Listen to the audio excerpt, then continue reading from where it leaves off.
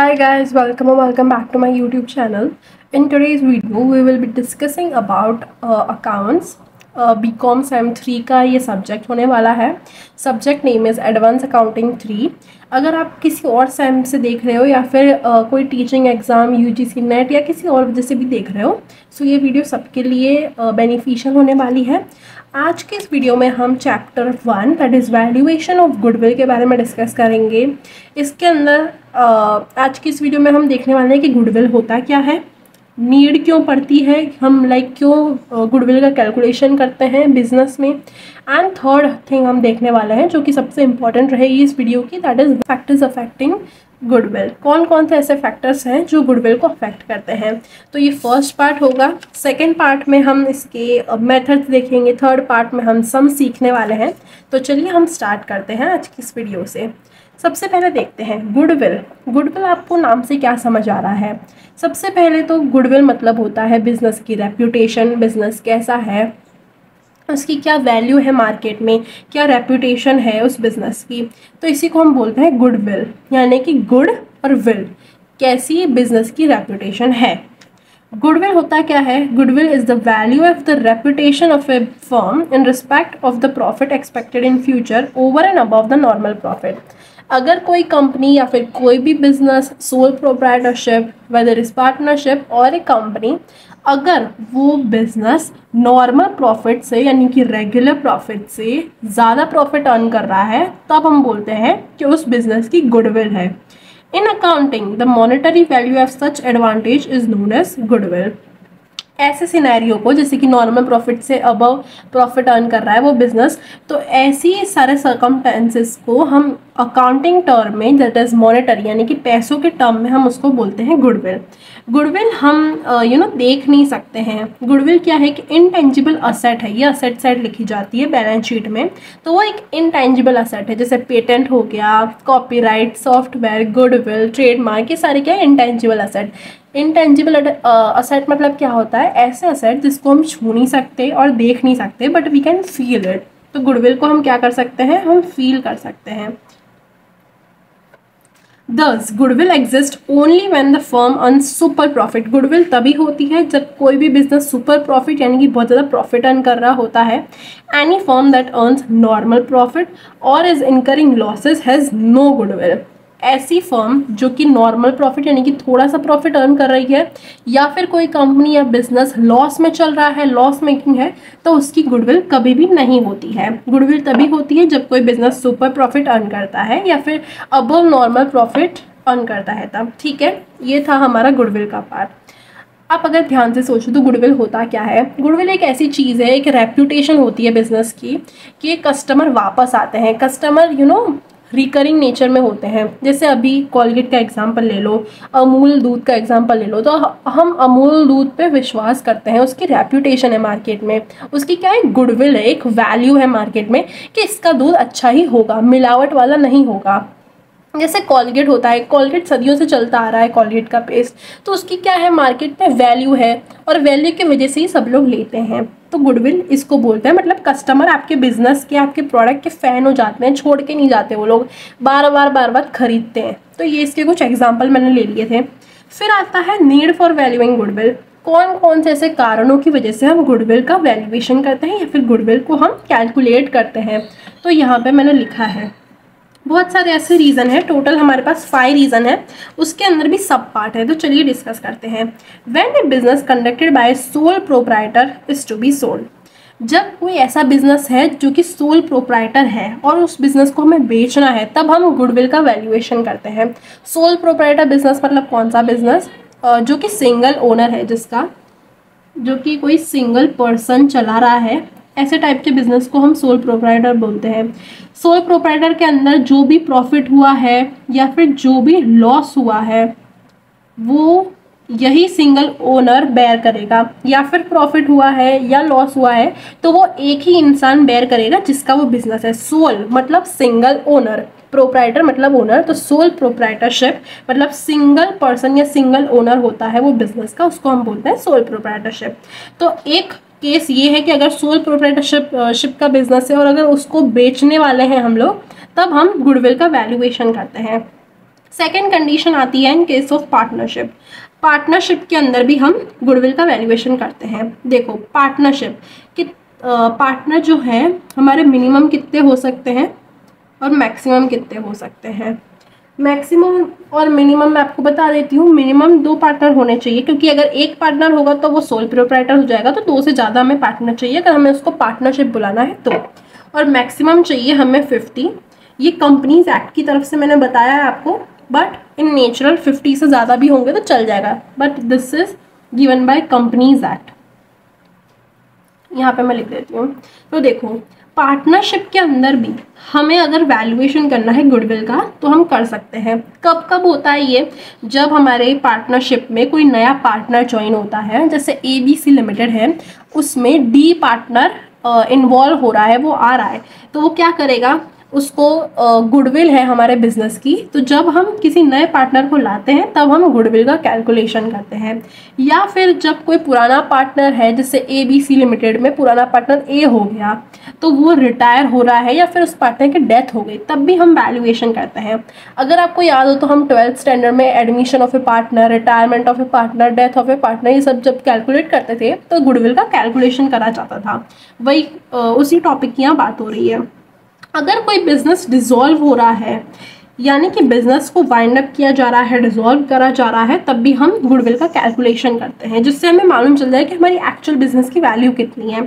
When profit sharing ratio of partner is change, जैसे कि पहले प्रॉफिट शेयरिंग रेशियो था 1:1, यानी कि इक्वली हम डिस्ट्रीब्यूट कर रहे थे, 2 पार्टनर थे A एंड B, एंड वो दोनों इक्वली रेशियो में प्रॉफिट डिस्ट्रीब्यूट कर रहे थे, प्रॉफिट या लॉस जो भी हो। लेकिन फिर क्या होता है कि ए पार्टनर है वो ज़्यादा मेहनत कर रहा है, वो पूरा दिन भर काम करे जा रहा है कंपनी को ग्रो करने में, लेकिन जो बी पार्टनर है वो ज़्यादा अवेलेबल नहीं होता, तो ए पार्टनर बोल रहा है कि अब हम रेशियो 2:1 करेंगे, यानी कि मुझे ज़्यादा मिलेगा। 2:1 मतलब मुझे 2 हिस्सा मिलेगा और तुम्हें 1 हिस्सा मिलेगा प्रॉफिट का। तो जब भी ऐसा कुछ रेशियो में चेंज होता है तब भी हम गुडविल का कैलकुलेशन करते हैं। When 2 or more firms amalgamate, जब 2 या 2 से ज़्यादा फर्म का अमालगमेशन होता है, तब अमालगमेशन मतलब क्या, मर्जर होना, यानी कि हम बोलते हैं ना 2 कंपनियां मिल गई, 2 पार्टनरशिप मिल गई, उसको बोलते हैं। तो जब हम अमालगमेट हो रहे हैं, ABC लिमिटेड XYZ लिमिटेड से अमालगमेट हो रही है, इस टाइप में भी हम कैलकुलेशन करते हैं गुडविल का। थर्ड आता है व्हेन ए प्रोप्राइटर और a partner dies, goodwill has to be valued for the purpose of estate duty. जब भी कोई पर्सन या फिर कोई सोल प्रोप्राइटरशिप, जब उसका जो मेंबर है वो मर जाता है, तब भी हमें कैलकुलेशन करनी पड़ती है गुडविल की। Next we have is in case of a company. इससे पहले हमने 2 चीज़ें देखी, एक तो sole proprietor, second is partnership के अंदर। थर्ड आता है कंपनी। कंपनी हम किसको बोलते हैं, जैसे जियो हो गया, फिर अमूल को तो नहीं कहेंगे क्योंकि वो कोऑपरेटिव है, फिर और कौन सा, कॉलगेट हो गया, ये सारी क्या है, कंपनीज हैं। तो इसके अंदर भी हम कैलकुलेशन करते हैं गुडविल का। जब 2 या 2 से ज़्यादा कंपनी अमालगमेट होती है तब, यानी कि मर्जर जब होता है तब 2 कंपनियां मिल के बिजनेस करती हैं तब। इसका बेस्ट एग्जांपल अगर मैं दूँ तो है VI, वोडाफोन और आइडिया, जो टेलीकॉम कंपनी है, वोडाफोन और आइडिया जो है, जब उन दोनों ने मिक्स करा था अपने दोनों बिजनेस को, जब मर्जर हुआ था, जब दोनों कंपनियां मिक्स हुई थी, तब भी गुडविल की वैल्यूएशन करी गई थी। वोडाफोन और आइडिया का जब मर्जर हुआ था तब। अब हम उसको VI बुलाते हैं, पहले हम इंडिविजुअल बुलाते थे आइडिया, वोडाफोन, अब हम दोनों को VI बुलाते हैं। When one company is absorbed by another company, जब कोई एक कंपनी दूसरी कंपनी को खरीद लेती है तब। एब्जॉर्ब्ड मतलब क्या होता है, when one company purchase another company, यहाँ पे आप लिख सकते हो। थर्ड है when a holding company acquires a majority holding in another company, जब कोई दूसरी कंपनी है उसके होल्डिंग जो है वो अनदर कंपनी की होल्डिंग ज़्यादा खरीद लेती है। लाइक जैसे कि मेरा ABC लिमिटेड कोई कंपनी है और मैं XYZ लिमिटेड कंपनी के ज़्यादा शेयर जो है अगर मैं एक्वायर कर लेती हूँ, मैं उसकी ज़्यादा ओनर बन जाती हूँ, तब भी हम गुडविल का वैल्यूएशन करते हैं। Fifth point is when government और a local authority requisition the business premises for public purpose, जब गवर्नमेंट या कोई लोकल अथॉरिटी रिक्विजिशन करती है बिजनेस प्रीमाइसेस का फॉर पब्लिक पर्पस, जनता के लिए, तब भी हम गुडविल का कैलकुलेशन करते हैं। तो ये थे कुछ हमारे थिंग्स कि कब कब हम गुडविल का कैलकुलेशन करते हैं बिजनेस के अंदर। हमने इसका मीनिंग देखा, हमने नीड पढ़ी कि क्यों हम गुडविल का कैलकुलेशन करते हैं। अब आता है सबसे main topic, and this is very much important for your exam purpose. And इस टॉपिक का नाम है factors affecting the value of goodwill. कौन कौन से ऐसे फैक्टर्स हैं, कौन कौन सी ऐसी चीज़ें हैं जो हमारी गुडविल को अफेक्ट करती हैं, किन कारणों की वजह से गुडविल चेंज होती है। तो चलिए हम वन बाय वन इसका भी डिस्कशन कर लेते हैं। देखो, गुडविल जो है वो बिजनेस से अटैच होती है। गुडविल और बिजनेस क्या है, दोनों अटैच होते हैं। अगर बिजनेस अच्छा परफॉर्म कर रहा है तो उसकी गुडविल भी ऑब्वियसली होने वाली है, क्योंकि अगर बिजनेस का अच्छा परफॉर्मेंस है, बिजनेस प्रॉफिट कर रहा है, तो ऑटोमेटिकली कस्टमर्स आएंगे, माल खरीदेंगे, दूसरे और लोगों को बताएंगे, फ्रेंड्स एंड फैमिलीज को बताएंगे कि इस दुकान से माल खरीदना, इसकी सर्विसेज अच्छी है, इसका प्रोडक्ट अच्छा है, लोग अच्छे हैं, हॉस्पिटेबल स्टाफ है, तो ऑटोमेटिकली उसकी गुडविल बढ़ती जाएगी। This clearly indicates that value of goodwill depends upon the profit of the business. It is not enough that the business was earning profit in the past, but it should be able to maintain the profit even in future. इसका मतलब ये है कि अगर आपने past में profit कर लिया लेकिन अभी आप लॉस में चल रहे हो, तो इसका मतलब ये नहीं है कि आपकी गुडविल है। गुडविल मतलब आप कॉन्स्टेंटली प्रॉफिट कर रहे हो, आप प्रॉफिट मेकिंग बिजनेस है, लोग आप में इंटरेस्टेड हैं, आपकी कंपनी ग्रो हो रही है कॉन्स्टेंटली। ऐसा नहीं कि आपने लास्ट क्वार्टर में प्रॉफिट करा अभी लॉस करा, या लास्ट ईयर में प्रॉफिट करा अभी आप एकदम लॉस पे हो, तो इसको हम गुडविल नहीं बोलते। आप कॉन्स्टेंटली जब प्रॉफिट कर रहे हो, जब आपकी मार्केट में कॉन्स्टेंटली कस्टमर आ रहे हैं आपके पास, तब उसको गुडविल बोला जाता है। तो ऐसे कुछ फॉलोइंग फैक्टर्स हमें यहाँ पे दिखाए गए हैं जिसकी वजह से गुडविल चेंज हो सकती है। सबसे पहला है लोकेशन ऑफ बिजनेस। लोकेशन बहुत मैटर करती है आपके बिजनेस में। Let's take an example. Let's suppose आपकी कॉलेज में कोई कैंटीन नहीं है, तो अगर आपकी कॉलेज के बाहर ही किसी ने ठेला डाल दिया या फिर कोई शॉप खोल दी, सपोज कैफ़े खोल लिया, या फिर कोई स्टेशनरी शॉप नहीं है तो स्टेशनरी शॉप खोल दी, तो उसकी क्या होगी, उसकी बहुत डिमांड होगी। कॉलेज के स्टूडेंट्स आएंगे, वहीं से खाएंगे, स्टेशनरी लेंगे, आपका प्रॉफिट बढ़ेगा, आपकी गुडविल बढ़ेगी, आसपास के कॉलेज वाले भी आपके वहाँ पे आएंगे। तो ये सब क्या है, ये सब लोकेशन पे बेस होता है कि अगर आपकी लोकेशन ढंग की है, आप सोच समझ के दुकान खरीद रहे हो, कि जहाँ पे जो चीज़ नहीं है वहाँ पे अगर आप दुकान खोल रहे हो तो उसकी आपकी मोनोपोली टाइप हो जाती है, तो आपकी डिमांड बहुत होती है, आपकी अगर सप्लाई भी बहुत है, तो ये क्या है, एक इक्विलिब्रियम पॉइंट क्रिएट करता है, तो आपका बिजनेस ग्रो करता रहेगा। Second point is length of business. इसको हम life span of the firm भी बोल सकते हैं। जैसे कि जितना पुराना बिजनेस होता है, जितना रिलायबल बिजनेस होता है, विश्वास जितना होता है पुराने बिजनेस में, उसकी प्रेस्टीज भी उतनी होती है, उसकी गुडविल भी इतनी होती है। लेट्स सपोज जहाँ पे मैं रहती हूँ वहाँ पे एक पटेल पानीपुरी करके एक गोलगप्पे की शॉप है। तो उसमें क्या है, वो बहुत सालों से है, वो पानी पूरी पकौड़ी की शॉप जो है बहुत सालों से है, एंड कस्टमर आते रहते हैं, तो उनकी क्या एक गुडविल हो गई है, एक रेपुटेशन बन गई है उनकी मार्केट के अंदर। तो जितना पुराना बिजनेस होता है उसकी वैल्यू भी उतनी ज़्यादा होती है।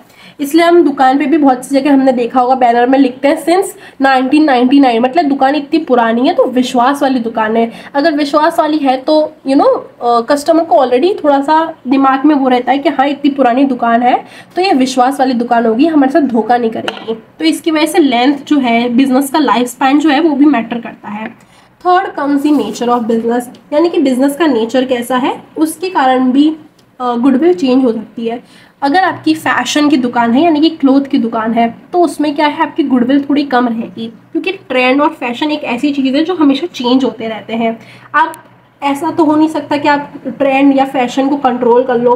तो अगर आपकी इस टाइप की दुकान है तो हो सकता है गुडविल उस पर ना हो, चेंज होती रहे, क्योंकि ट्रेंड एक ऐसी चीज़ है जो हमेशा चेंज होती रहती है, वंस और ट्वाइस इन अ मंथ होती रहती है चेंज। देन आता है पर्सनल स्किल।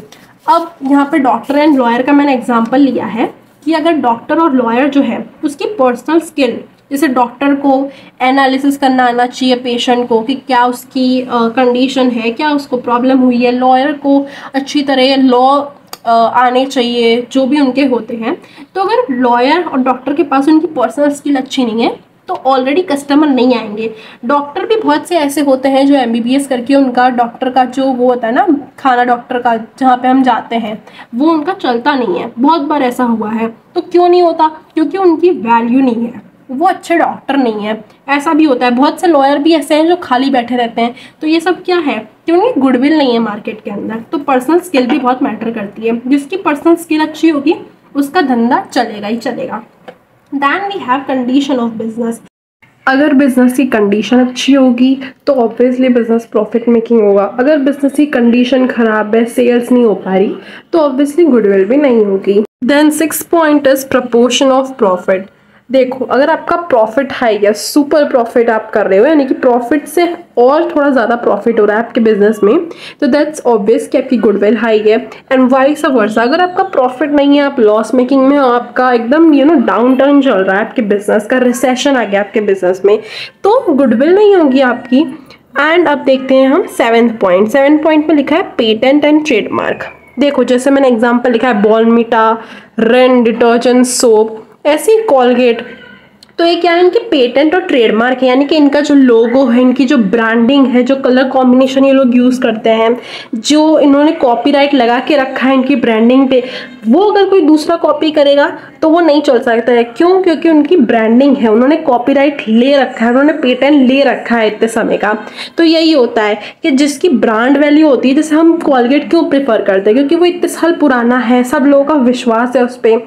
जैसे अमूल दूध है, हम क्यों यूज़ करते हैं? क्योंकि विश्वास है हमें उस पर कि अमूल इतना अच्छा ब्रांड है, इतना हाई ब्रांड है, तो वो कभी खराब दूध नहीं होगा, मिलावट वाला नहीं होगा, माल प्रैक्टिसेस नहीं करी होगी उसने, दूध में मिलावट नहीं होगी। तो दीज ऑल थिंग्स हम सब कंज्यूमर कस्टमर के दिमाग में चल रही होती हैं। तो this also matters a lot. 8th point is condition of property and terms of purchase. 8th point में क्या बोल रहा है कि अगर कोई असेट की वैल्यू जो है वो बहुत कॉस्टली है, लेकिन वो धीरे धीरे वो असेट या फिर वो फर्नीचर जो है वो डेप्रीशिएट होता जा रहा है, पुराना होता जा रहा है, तो आपके बिजनेस की भी वैल्यू कम हो जाएगी। क्योंकि आपके बिजनेस में वैल्यू होती किस चीज़ की? आपके फर्नीचर, आपकी चीज़ें जो होती हैं बिजनेस में जो लगी हुई होती हैं, अगर वो डेप्रीशिएट होती जा रही है तो गुडविल की भी वैल्यू कम हो जाएगी। रिक्वायरमेंट ऑफ कैपिटल, यहाँ पे मैं एक एग्जांपल लूँगी, लेकिन सबसे पहले मैं आपको इसकी इंग्लिश में डेफिनेशन पढ़ा देती हूँ। The higher the amount of capital required in a business, the less will be the value of its goodwill. If a purchaser has to make a choice between two businesses, one highly profitable and requiring less capital and other requiring large capital, he manifestly select the former. यानी कि यहाँ क्या बोल रहा है, अगर scenario 1 में एक ऐसा बिजनेस है जो कि हाई प्रॉफिट अर्न कर रहा है कम कैपिटल में, कम पैसों में, और दूसरा ऐसा बिजनेस है जो प्रॉफिट सेम अर्न कर रहा है फर्स्ट की तरह, लेकिन उसको कैपिटल ज़्यादा चाहिए, पैसे ज़्यादा चाहिए, पैसे इन्वेस्ट ज़्यादा करे हुए हैं बिजनेस में, तो आप कौन सा चूज़ करोगे, कौन सा बिजनेस आप खरीदोगे? तो ऑब्वियसली फर्स्ट वन, ये वाला, क्योंकि इसमें प्रॉफिट सेम है, प्रॉफिट हाई है, लेकिन पैसे बिजनेस में जो डले हुए हैं, कैपिटल मूडी जिसको हम बोलते हैं, वो कम है, तो हम यही सिलेक्ट करेंगे। 10th पॉइंट है गवर्नमेंट रिस्ट्रिक्शन। अगर आपके बिजनेस में गवर्नमेंट का बहुत रेगुलेशन है, बहुत कमांड है, बहुत ज़्यादा रिस्ट्रिक्शन वाली है, तो आपका गुडविल, आपका प्रॉफिट जो है वो ऑटोमेटिकली कम हो जाएगा, क्योंकि इसमें गवर्नमेंट का हाथ है। Monopoly condition, market situation, monopoly है, अगर आप सिंगल सेलर हो और बहुत सारे बायर हैं, तो आप क्या है, प्राइस अपने आप डिसाइड कर सकते हो, लोगों को झक मार के लोगों को आपके पास के आना पड़ेगा खरीदने के लिए। तो आपकी क्या है, मोनोपोली है, आप मार्केट को कंट्रोल कर सकते हो, आप प्राइस को कंट्रोल कर सकते हो, डिमांड एंड सप्लाई को आप कंट्रोल कर सकते हो। तो अगर आपकी मोनोपोली है मार्केट में, तो ऑब्वियसली आपके प्राइजेस जो हैं वो हाई होंगे, आप हाई प्रॉफिट अर्न कर रहे होगे, तो automatically your goodwill of the business will be high. Types of customer, अलग अलग टाइप के कस्टमर होते हैं, इसकी वजह से गुडविल अफेक्ट करती है। Let's take a quick example. Let's suppose आपका कोई बिजनेस है, आपके बिजनेस में लोग हमेशा आते रहते हैं, एक ग्राहक ने जो सामान लेके गए, उन्होंने और दूसरे कस्टमर्स को और दूसरे लोगों को बताया, जिसकी वजह से और आपके पास कस्टमर्स आने लगे, रिकरिंग नेचर में होने लगे कस्टमर। तो इससे क्या मालूम चलता है कि आपके बिजनेस की गुडविल, आपके बिजनेस की रेपुटेशन बहुत अच्छी है एंड आप मार्केट में सस्टेन कर सकते हो। 13 इज अदर फैक्टर्स। बहुत सारे अदर फैक्टर्स जो हैं वो गुडविल को अफेक्ट करते हैं, जैसे पेंडिंग कॉन्ट्रैक्ट। अगर आपका कोई आर्किटेक्चर का बिजनेस है या फिर आप बिल्डिंग बनाते हो, तो आपका कोई कॉन्ट्रैक्ट हो रखा है, लेकिन आप क्या करते हो, आप कॉन्ट्रैक्ट को पेंडिंग छोड़ देते हो, आप काम ढंग से नहीं करते, तो आपकी गुडविल की वैल्यू कम हो जाएगी। Condition of money market, demand supply कैसी है, इन्फ्लेशन है, डिफ्लेशन है, स्टॉक मार्केट कैसा चल रहा है, ये सब कुछ भी अफेक्ट करता है। थर्ड आता है सप्लाई ऑफ रॉ मटेरियल, यानी कि अगर रॉ मटेरियल के प्राइस बढ़ गए तो आपका फिनिश गुड्स के प्राइस भी आप बढ़ा दोगे, क्योंकि आप घाटे में तो बेचोगे नहीं, तो डिमांड क्या हो जाएगी, कम हो जाएगी, क्योंकि महंगी चीज़ें लोग कम खरीदते हैं। ऑन दी अनदर हैंड अगर रॉ मटेरियल का प्राइस घट गया, ये देखो रॉ मटेरियल का प्राइस घट गया लेकिन फिनिश गुड का प्राइस आपने कांस्टेंट रखा, थोड़ा सा महंगा ही रखा, तो आपका प्रॉफिट क्या है, बनेगा, और प्रॉफिट बनेगा तो ऑटोमेटिकली आपकी गुडविल बढ़ेगी। तो ये कुछ 13 पॉइंट्स हमने देखे, factors affecting the value of goodwill. हमने देखा कि सोल प्रोप्राइटर, पार्टनरशिप, कंपनी और गवर्नमेंट के अंडर कैसे गुडविल का जो है वो अफेक्ट होता है, यानी कि हम किन किन सिनेरियो में गुडविल का वैल्यूएशन करते हैं। हमने सबसे पहले देखा था कि गुडविल होता क्या है। अब हम नेक्स्ट वीडियो से, दैट इज सेकंड पार्ट इस वीडियो का जो आने वाला है, उसमें हम मेथड्स देखने वाले हैं, और थर्ड पार्ट में हम देखेंगे न्यूमेरिकल्स यानी कि सम्स देखेंगे इस मेथड के। तो second part and third part is very very important for this chapter. अगर आपको अच्छी तरह समझना है तो please subscribe to my channel given below and hit the like button for more such videos. I will see you guys in my next video. Till then bye bye and keep learning.